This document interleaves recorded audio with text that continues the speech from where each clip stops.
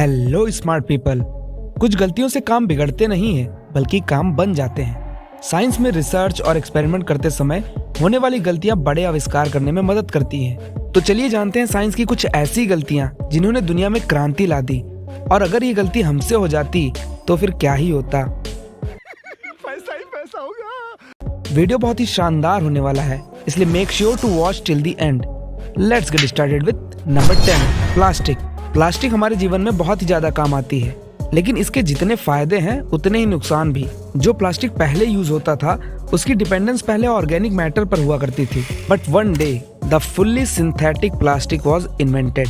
यानी जो प्लास्टिक हम यूज करते हैं वो 1907 यानी 1907 में लियो हेनरिक के द्वारा एक्सीडेंटली इन्वेंट हुई।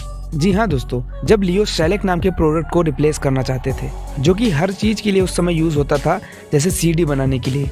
शेलेक का प्राइस बहुत हाई था, लेकिन जब लियो एक्सपेरिमेंट कर रहे थे तो फॉर्मल्डिहाइड, फिनॉल और कोल के वेस्ट प्रोडक्ट के मिक्सचर से गलती से प्लास्टिक का इन्वेंशन हुआ, और आज वो प्लास्टिक हम यूज करते हैं। नंबर 9, आर्टिफिशियल शुगर यानी सैक्रिन।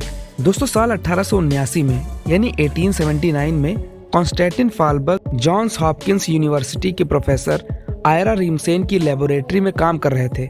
उस दौरान उन्होंने एक्सीडेंटली आर्टिफिशियल शुगर का इन्वेंशन किया। एग्जैक्टली क्या हुआ किसी को नहीं पता, बट एक कहानी बताई जाती है कि जब फालबर्ग बेंजोइक सल्फामाइड नाम के केमिकल पर काम कर रहे थे तो उस दौरान उन्होंने अपने हाथों पर स्वीट टेस्ट को नोटिस किया, और वह स्वीट टेस्ट था सैक्रिन का। तो इस तरह से दोस्तों ईयर 1880 में यानी 1880 में फालबर्ग और रैमसन ने जॉइंटली अपनी इस डिस्कवरी को पब्लिश किया और अपने प्रोडक्ट को नाम दिया सैक्रिन, मतलब artificial sugar. Number 8, super glue यानी cyanoacrylate. Second world war में माइक्रोवेव से लेकर के एटॉमिक बम तक इन्वेंट हुआ, बट एक इन्वेंशन ऐसा भी था जिसे ज्यादा प्रसिद्धि नहीं मिल पाई, जो कि था सुपर ग्लू, जिसे साइंटिस्ट हैरी कूवर के द्वारा एक्सीडेंटली इन्वेंट किया गया था, जो कि ईस्टमैन कोडक नाम की कंपनी में काम किया करते थे।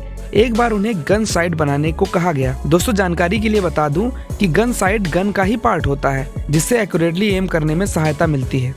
इसी प्रोजेक्ट के रिसर्च के दौरान उन्होंने कुछ कंपाउंड्स को मिक्स किया, जिससे साइनो एक्रिलेट बन जाता है, यानी एक्सीडेंटली सुपर ग्लू बन जाता है। इंटरेस्टिंग बात यह है दोस्तों कि इस सुपर ग्लू का यूज केवल चिपकाने के लिए ही नहीं किया जाता था, बल्कि वियतनाम वॉर में घाव से हो रही ब्लीडिंग को तुरंत रोकने के लिए भी इस सुपर ग्लू का यूज किया जाता था। That's interesting. Number 7, Velcro. दोस्तों आपने इस चिपकने वाली चीज को अपने कपड़ों, बैग और शूज में जरूर देखी होगी और यूज भी करी होगी। दरअसल इसे वेलक्रो कहा जाता है। इसको यूज करने से हमारा काम आसान और जल्दी भी हो जाता है। लेकिन आपको जान के हैरानी होगी कि वेलक्रो का इन्वेंशन भी एक्सीडेंटली हुआ था। जी हाँ दोस्तों, 1941 में यानी 1941 में Swiss engineer George D menstrual अपने डॉग के साथ टहलने जंगल में गए, जहाँ बर्डॉग नाम के पौधे की सीड उनके पैरों और उनके डॉग के बालों में चिपक गए। फिर जॉर्ज ने देखा कि बर्डॉग की सीड में कुछ कांटों जैसा है जो कपड़ों और फर में चिपक रहा था। तो इस तरह से जॉर्ज को वेलक्रो बनाने का आइडिया आया। Number 6, stick ice cream. क्या आप जानते थे दोस्तों कि स्टिक आइसक्रीम का इन्वेंशन एक्सीडेंटली एक छोटे से बच्चे की वजह से हुआ? आज से करीब 117 साल पहले सैन फ्रांसिस्को का फ्रैंक किपर्सन, जो मात्र 11 साल का बच्चा था, उसने पानी और शुगर पाउडर को मिला करके वुडन स्टिक के साथ मिक्सचर को रेफ्रिजरेटर में रात भर के लिए रख दिया और सुबह उठ के उस स्टिक आइसक्रीम को मजे से खाया, जो कि उस बच्चे को बहुत पसंद आई। और बाद में उस बच्चे ने उन स्टिक आइसक्रीम को अपने पड़ोस में सेल भी किया। वैसे क्या आपको स्टिक आइसक्रीम पसंद है? कमेंट करके जरूर बताइएगा। Number 5, non stick pans. दोस्तों नॉन स्टिक पैंस के बारे में तो आप जानते ही होंगे, जिसमें आसानी से कोई मटेरियल चिपकता नहीं है। दरअसल इसके पीछे की वजह है टेफ्लॉन। आपको जान के हैरानी होगी कि टेफ्लॉन का इन्वेंशन भी एक्सीडेंटली हुआ। चलिए जानते हैं कैसे। दरअसल साइंटिस्ट रॉय प्लंकटन एक नए रेफ्रिजरेंट के लिए रिसर्च कर रहे थे, और उन्होंने वह रेफ्रिजरेंट बना भी लिया था, जिसका नाम था TFE यानी टेट्राफ्लोरोइथाइलीन, जिसको रॉय ने छोटे सिलेंडर में रख के फ्रीज कर दिया। और बाद में जब उन्होंने उसे फ्रीज होने के बाद खोल के देखा तो वो एक व्हाइट और वैक्सी पाउडर में बदल चुका था, जो कि एक नया केमिकल कंपाउंड था, मतलब टेफ्लॉन। नंबर 4, फायरवर्क यानी आतिशबाजी। जब हम खुशियां मनाते हैं तो उसमें आतिशबाजी तो होती है, फिर चाहे वो त्योहार हो, नया साल हो या फिर कोई फंक्शन। बट इस आतिशबाजी की शुरुआत कहाँ से हुई? दरअसल दोस्तों आतिशबाजी एक चाइनीज कुक के दिमाग की उपज थी।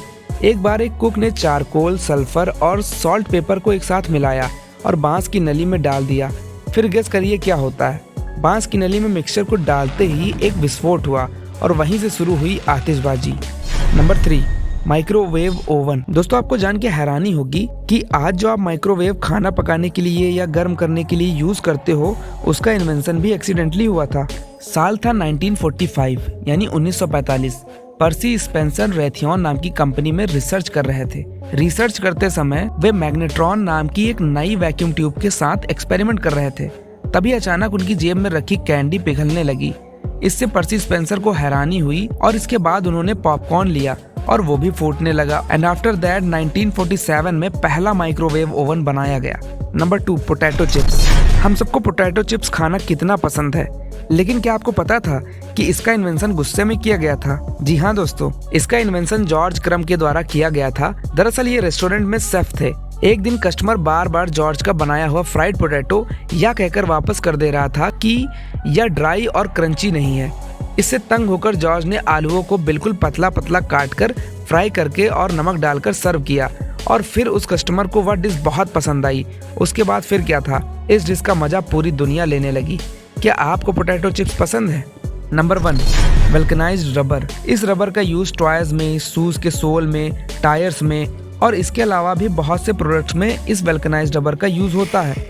बट क्या आप जानते थे कि इसका इन्वेंशन भी एक्सीडेंटली हुआ था? दरअसल दोस्तों, जो नेचुरल रबर होती है वो ज्यादा मजबूत और टिकाऊ नहीं होती और उसे मजबूत और टिकाऊ बनाने के लिए सालों कोशिशें होती रहीं, मगर सफलता किसी को नहीं मिली। बट 1839 में यानी 1839 में जब चार्ल्स गुडईयर एक्सपेरिमेंट कर रहे थे, तब रबर गर्म स्टोव पर गिर गई, जिसके बाद जले हुए लेदर जैसा मटेरियल सामने आया जो काफी मजबूत और टिकाऊ भी था। तो इस तरह से इन्वेंशन होता है वल्कनाइज्ड रबर का। सो दोस्तों, फाइनली हम आ चुके हैं अपने वीडियो के अंत में। वीडियो अच्छा लगा हो तो लाइक करिए, कमेंट करिए और इस चैनल को सब्सक्राइब करके बड़ा बनाने में मेरा सहयोग करिए and help me to reach 1000 subscriber.